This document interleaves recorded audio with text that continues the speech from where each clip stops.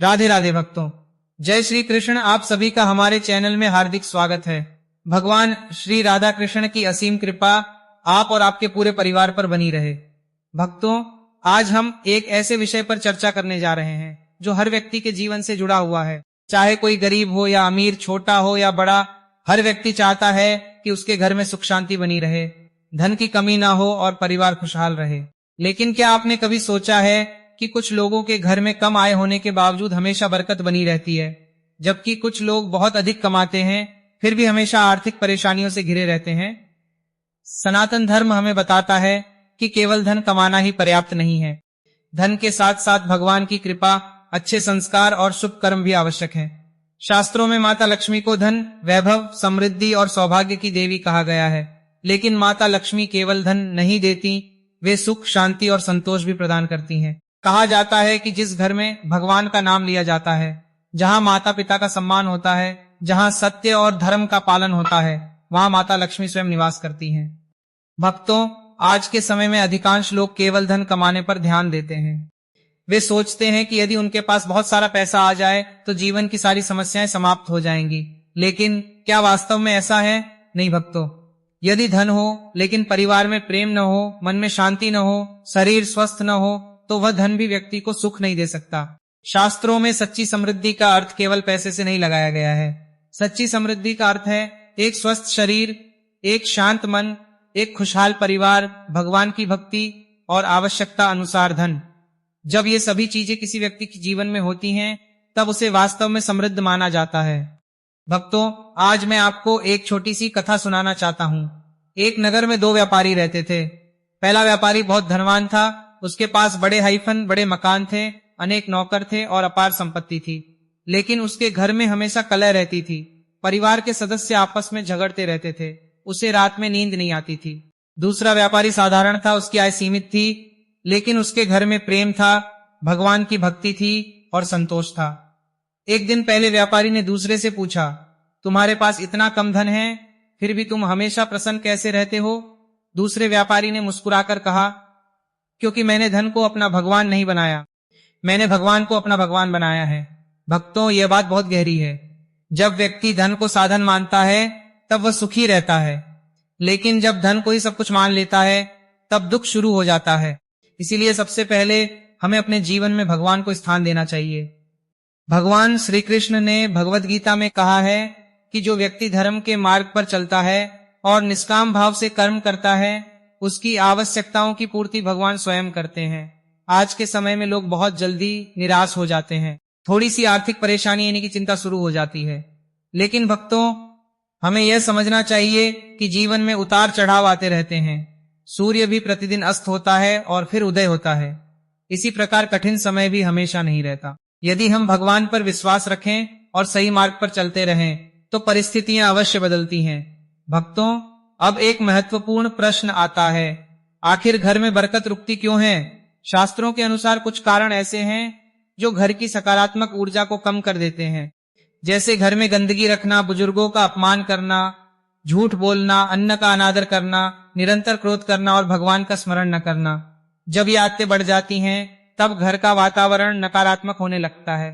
वहीं दूसरी ओर स्वच्छता, भक्ति, सत्य, दान और सेवा, ये सभी बातें घर में सकारात्मकता लाती हैं। भक्तों, याद रखिए, माता लक्ष्मी को स्वच्छता बहुत प्रिय है। इसलिए जिस घर में सफाई रहती है वहां शुभता बढ़ती है। जिस घर में सुबह भगवान का नाम लिया जाता है वहां सकारात्मक ऊर्जा का संचार होता है।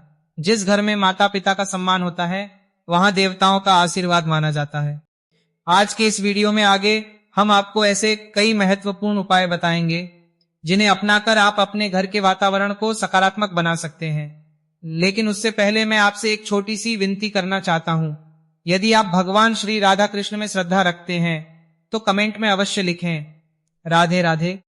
और यदि आपने अभी तक हमारे चैनल को सब्सक्राइब नहीं किया है तो चैनल को सब्सक्राइब करके बेल आइकन जरूर दबाएं, ताकि सनातन धर्म, भागवत कथा, गीता ज्ञान और भक्ति से जुड़ी ऐसी ही दिव्य जानकारियां आपको समय समय पर मिलती रहें। अब अगले भाग में हम विस्तार से जानेंगे कि घर की स्वच्छता और मुख्य द्वार का हमारी समृद्धि से क्या संबंध बताया गया है। राधे राधे, जय श्री कृष्ण। राधे राधे भक्तों, जय श्री कृष्ण। पिछले भाग में हमने घर की स्वच्छता और मुख्य द्वार के महत्व के बारे में जाना। अब हम बात करेंगे तुलसी माता की महिमा, दीपक जलाने के महत्व और पूजा घर से जुड़े नियमों की।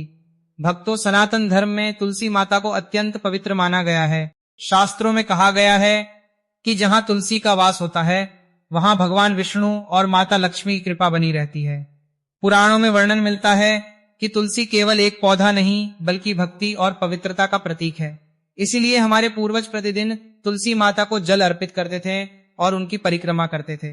यदि आपके घर में तुलसी का पौधा है तो प्रतिदिन सुबह स्नान के बाद जल अर्पित करें और सायंकाल एक दीपक अवश्य जलाएं। जब आप तुलसी माता के सामने खड़े हों तो मन में भगवान का स्मरण करें और प्रार्थना करें, हे प्रभु, हमारे परिवार में प्रेम, सद्बुद्धि और सुख शांति बनाए रखें। भक्तों, ध्यान रहे कि तुलसी पूजा का उद्देश्य केवल धन प्राप्ति नहीं है। इसका उद्देश्य मन को भगवान की ओर लगाना और घर में सकारात्मक वातावरण बनाना है। अब बात करते हैं दीपक की। दीपक को सनातन धर्म में ज्ञान और प्रकाश का प्रतीक माना गया है। जिस प्रकार एक छोटा सा दीपक अंधकार को दूर कर देता है, उसी प्रकार भगवान का स्मरण जीवन के अंधकार को दूर करने की प्रेरणा देता है। पुराने समय में हर घर में सुबह और शाम दीपक जलाया जाता था। परिवार के सभी सदस्य एक साथ आरती करते थे। इससे घर में एकता, प्रेम और श्रद्धा का वातावरण बनता था। आज की व्यस्त जीवन शैली में भी यदि आप प्रतिदिन कुछ मिनट भगवान के लिए निकालते हैं तो मन को शांति मिल सकती है। भक्तों, अब पूजा घर की बात करते हैं। घर का मंदिर साफ सुथरा और व्यवस्थित होना चाहिए। पूजा स्थान पर अनावश्यक वस्तुएं नहीं रखनी चाहिए। प्रतिदिन भगवान को प्रणाम करें। यदि समय कम हो तो भी कम से कम कुछ मिनट भक्ति के लिए अवश्य निकालें। याद रखिए, भगवान को बड़े बड़े दिखावे की आवश्यकता नहीं होती, उन्हें केवल सच्चा भाव चाहिए। एक बार एक संत से किसी ने पूछा, महाराज, भगवान को कैसे प्रसन्न किया जा सकता है? संत ने उत्तर दिया, भगवान को सोने चांदी से नहीं बल्कि सच्चे मन से प्रसन्न किया जा सकता है। भक्तों, ये बात हमें जीवन भर याद रखनी चाहिए। आज लोग बड़े बड़े धार्मिक आयोजन करते हैं, लेकिन कई बार अपने व्यवहार में प्रेम और विनम्रता नहीं रखते, जबकि भगवान को सबसे प्रिय है दयालुता, सत्य, सेवा और भक्ति। यदि ये गुण हमारे जीवन में आ जाएं, तो यही सबसे बड़ा पूजन है। अब मैं आपको एक छोटी कथा सुनाता हूँ। एक वृद्ध व्यक्ति प्रतिदिन मंदिर जाता था। उसके पास धन नहीं था। वह केवल एक छोटा सा दीपक जलाता और भगवान के सामने बैठकर नाम जप करता। एक धनी व्यक्ति उसका मजाक उड़ाता था और कहता था, तुम्हारे इस छोटे से दीपक से क्या होगा? वृद्ध मुस्कुराकर कहता, भगवान दीपक का आकार नहीं देखते, भाव देखते हैं। समय बीतता गया। वृद्ध व्यक्ति के चेहरे पर हमेशा शांति रहती थी, जबकि धनी व्यक्ति हमेशा चिंता में रहता था। एक दिन उसे समझ आया कि वास्तविक सुख धन से नहीं, भगवान के प्रति श्रद्धा और संतोष से मिलता है। भक्तों, यही इस कथा का संदेश है। धन आवश्यक है, लेकिन धन से अधिक महत्वपूर्ण है मन की शांति। यदि मन अशांत है तो करोड़ों रुपए भी सुख नहीं दे सकते, और यदि मन संतुष्ट है तो सीमित साधनों में भी आनंद पाया जा सकता है। अगले भाग में हम जानेंगे माता पिता और बुजुर्गों का सम्मान क्यों आवश्यक है, अन्न का आदर करने का महत्व, दान पुण्य की अद्भुत शक्ति। तब तक के लिए बोलिए राधे राधे, जय श्री कृष्ण। याद रखिए, कोई भी उपाय मेहनत का विकल्प नहीं है। धर्म हमें कर्म करने की प्रेरणा देता है, केवल चमत्कार की प्रतीक्षा करने की नहीं। भगवान श्री कृष्ण ने गीता में कहा है कि कर्म करते रहो और ईश्वर पर विश्वास रखो। जो व्यक्ति सच्चे मन से प्रयास करता है उसके लिए मार्ग अवश्य बनता है। भक्तों, अगले भाग में हम तुलसी माता की महिमा, दीपक जलाने का महत्व और पूजा घर से जुड़े विशेष नियमों के बारे में विस्तार से जानेंगे। तब तक के लिए बोलिए राधे राधे, जय श्री कृष्ण। राधे राधे भक्तों, जय श्री कृष्ण। अब हम इस कथा के अगले और अत्यंत महत्वपूर्ण भाग में प्रवेश करते हैं। भक्तों, यदि आप शास्त्रों का अध्ययन करेंगे तो पाएंगे कि माता पिता और गुरु का स्थान अत्यंत ऊंचा बताया गया है। कहा गया है कि जिस घर में माता पिता का सम्मान होता है वहां देवताओं की कृपा बनी रहती है। आज के समय में बहुत से लोग मंदिरों में तो जाते हैं, पूजा पाठ भी करते हैं, लेकिन अपने ही घर के बुजुर्गों का आदर नहीं करते। शास्त्र हमें सिखाते हैं कि सबसे पहले अपने माता पिता की सेवा करनी चाहिए। एक बार एक युवक एक संत के पास गया और बोला, महाराज, मैं भगवान को पाना चाहता हूँ, मुझे कोई बड़ा मंत्र बताइए। संत मुस्कुराए और बोले, क्या तुम अपने माता पिता की सेवा करते हो? युवक ने कहा, नहीं महाराज, मेरे पास समय नहीं रहता। तब संत ने कहा, जिसने अपने माता पिता की सेवा नहीं सीखी वह भगवान की सच्ची भक्ति भी नहीं सीख सकता। भक्तों, यह कथा हमें बहुत बड़ा संदेश देती है। माता पिता का आशीर्वाद जीवन की सबसे बड़ी पूंजी है। सुबह उनके चरण स्पर्श करना, उनका सम्मान करना और उनकी सेवा करना जीवन में सकारात्मकता लाता है। अब बात करते हैं अन्न के सम्मान की। सनातन धर्म में अन्न को भगवान का स्वरूप माना गया है, इसलिए भोजन का कभी अपमान नहीं करना चाहिए। आज कई लोग भोजन की बर्बादी कर देते हैं, थाली में जरूरत से ज्यादा खाना लेते हैं और फिर उसे फेंक देते हैं। शास्त्रों में कहा गया है कि अन्न का अनादर करने से जीवन में असंतोष बढ़ सकता है, इसलिए हमेशा उतना ही भोजन लें जितनी आवश्यकता हो। भोजन करने से पहले भगवान को धन्यवाद दें और यदि संभव हो तो समय समय पर भूखे लोगों को भोजन कराएं। भक्तों, अन्नदान को महादान कहा गया है, क्योंकि जब किसी भूखे व्यक्ति को भोजन मिलता है तो उसके चेहरे पर जो संतोष आता है वह ईश्वर की पूजा के समान माना गया है। अब हम बात करते हैं दान पुण्य की। दान का अर्थ केवल धन देना नहीं होता। यदि आपके पास धन नहीं है तो आप समय का दान कर सकते हैं, ज्ञान का दान कर सकते हैं। अब एक और महत्वपूर्ण बात, कई लोग पूछते हैं क्या केवल उपाय करने से धन आ जाएगा? भक्तों, इसका उत्तर है नहीं। उपाय व्यक्ति को अनुशासन, सकारात्मक सोच और भक्ति की ओर प्रेरित कर सकते हैं, लेकिन सफलता का आधार हमेशा परिश्रम, ईमानदारी और सही निर्णय ही होते हैं। भगवान श्री कृष्ण ने भी कर्म करने का उपदेश दिया है, इसीलिए भक्ति के साथ साथ कर्म भी आवश्यक है। अगले भाग में हम जानेंगे माँ लक्ष्मी के प्रिय मंत्र, शुक्रवार का महत्व, भगवान विष्णु की उपासना और समृद्धि का संबंध। तब तक के लिए बोलिए राधे राधे, जय श्री कृष्ण। राधे राधे भक्तों, जय श्री कृष्ण। अब हम इस कथा के अत्यंत महत्वपूर्ण भाग में प्रवेश कर रहे हैं। इस भाग में हम जानेंगे माता लक्ष्मी के प्रिय मंत्र, शुक्रवार का महत्व और भगवान विष्णु की उपासना के बारे में। भक्तों, शास्त्रों में माता लक्ष्मी को धन, ऐश्वर्य, सौभाग्य और समृद्धि की देवी कहा गया है, लेकिन एक बात हमेशा याद रखनी चाहिए कि माता लक्ष्मी वहीं स्थिर रहती हैं जहां धर्म, सत्य, स्वच्छता और भगवान का स्मरण होता है। कहा जाता है कि माता लक्ष्मी चंचला हैं, अर्थात एक स्थान पर स्थायी रूप से नहीं रहती, लेकिन जिस घर में भगवान विष्णु की भक्ति होती है वहां उनकी कृपा लंबे समय तक बनी रहती है। इसीलिए हमारे ऋषि मुनियों ने लक्ष्मी जी के साथ भगवान विष्णु की पूजा का भी विशेष महत्व बताया है। भक्तों, अब हम एक अत्यंत सरल और लोकप्रिय मंत्र के बारे में जानते हैं। ओम श्री महालक्ष्मी नमः। ये माता लक्ष्मी का प्रसिद्ध मंत्र माना जाता है। यदि कोई व्यक्ति प्रतिदिन श्रद्धा और विश्वास के साथ इस मंत्र का जाप करता है तो उसका मन भगवान की ओर लगने लगता है और सकारात्मक सोच विकसित होती है। लेकिन ध्यान रखें, मंत्र जाप कोई जादू नहीं है। इसका उद्देश्य मन को एकाग्र करना और ईश्वर के प्रति श्रद्धा बढ़ाना है। जब मन शांत होता है तब व्यक्ति बेहतर निर्णय ले पाता है और जीवन में आगे बढ़ने की प्रेरणा प्राप्त करता है। भक्तों, अब बात करते हैं शुक्रवार की। शुक्रवार का दिन माता लक्ष्मी को समर्पित माना जाता है। इस दिन लोग विशेष रूप से लक्ष्मी पूजा करते हैं, घर की सफाई करते हैं और भगवान का स्मरण करते हैं। कई परिवारों में शुक्रवार को खीर या अन्य सात्विक भोजन का भोग लगाया जाता है, लेकिन सबसे महत्वपूर्ण बात है मन की पवित्रता। यदि मन में ईर्ष्या, घृणा और अहंकार भरा हो तो केवल बाहरी पूजा का लाभ सीमित रह जाता है। इसीलिए शुक्रवार के दिन विशेष रूप से भगवान का नाम लें, किसी जरूरतमंद की सहायता करें और अपने व्यवहार को मधुर बनाने का प्रयास करें। भक्तों, अब मैं आपको एक सुंदर कथा सुनाता हूँ। बहुत समय पहले एक नगर में एक व्यापारी रहता था। वह बहुत धनी था, लेकिन अत्यंत घमंडी भी था। उसी नगर में एक गरीब ब्राह्मण रहता था।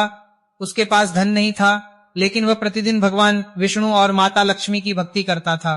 व्यापारी अक्सर ब्राह्मण का मजाक उड़ाता और कहता, तुम्हारी भक्ति से क्या मिलेगा? ब्राह्मण मुस्कुराकर कहता, भगवान जो उचित समझेंगे वही देंगे। समय बीतता गया। एक दिन व्यापारी का व्यापार अचानक घाटे में चला गया। उसका घमंड टूट गया। वहीं दूसरी ओर ब्राह्मण को धीरे धीरे अच्छे अवसर मिलने लगे और उसका जीवन बेहतर होने लगा।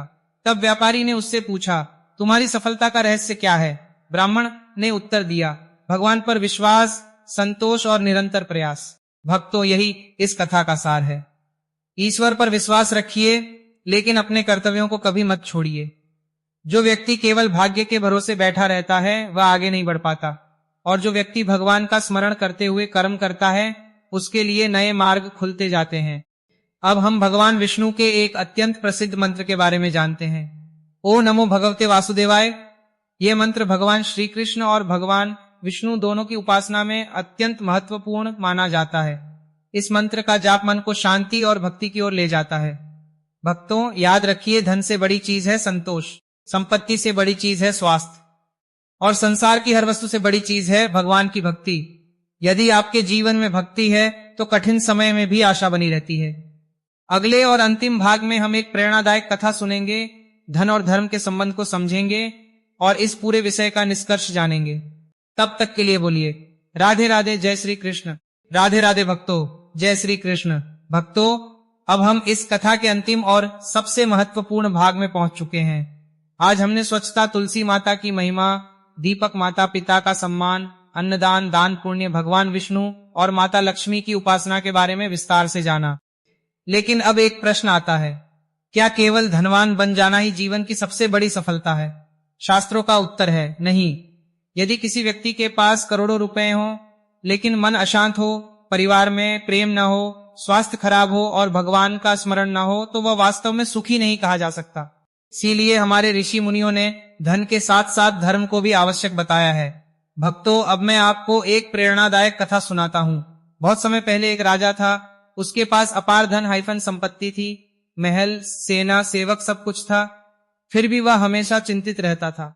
एक दिन उसने सुना कि जंगल में एक संत रहते हैं जो हमेशा प्रसन्न रहते हैं। राजा उनसे मिलने गया। राजा ने पूछा, गुरुदेव, मेरे पास सब कुछ है फिर भी मुझे शांति नहीं मिलती, इसका कारण क्या है? संत मुस्कुराए और बोले, राजन, तुम्हारे पास बहुत धन है लेकिन संतोष नहीं है।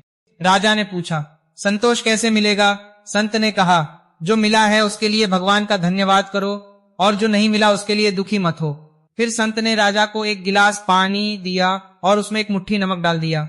राजा ने पानी पिया और कहा, यह तो बहुत खारा है।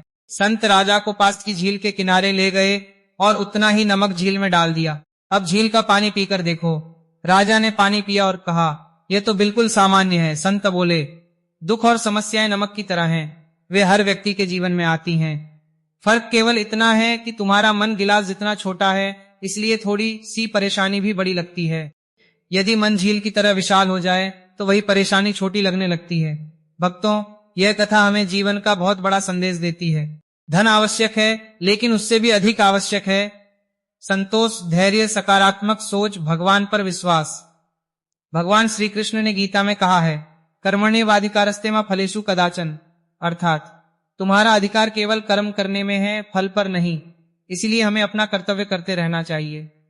भक्तों, आज के वीडियो का सार यही है कि यदि आप अपने जीवन में इन बातों को अपनाते हैं, भगवान का स्मरण, माता पिता का सम्मान, घर की स्वच्छता, अन्न का आदर, दान पुण्य, सत्य और ईमानदारी, निरंतर परिश्रम, तो आपके जीवन में सुख, शांति और समृद्धि बढ़ सकती है। याद रखिए, धन कमाने से बड़ा है धन का सदुपयोग करना, सफल होने से बड़ा है अच्छा इंसान बनना, और संसार की हर संपत्ति से बड़ा है भगवान का नाम। भक्तों, यदि आपको यह कथा और जानकारी पसंद आई हो तो वीडियो को लाइक करें, शेयर करें और हमारे चैनल को सब्सक्राइब करना न भूलें। कमेंट में अवश्य लिखें। राधे राधे, जय श्री कृष्ण। भगवान श्री राधा कृष्ण और माता लक्ष्मी की कृपा आप सभी पर बनी रहे। राधे राधे, जय श्री कृष्ण।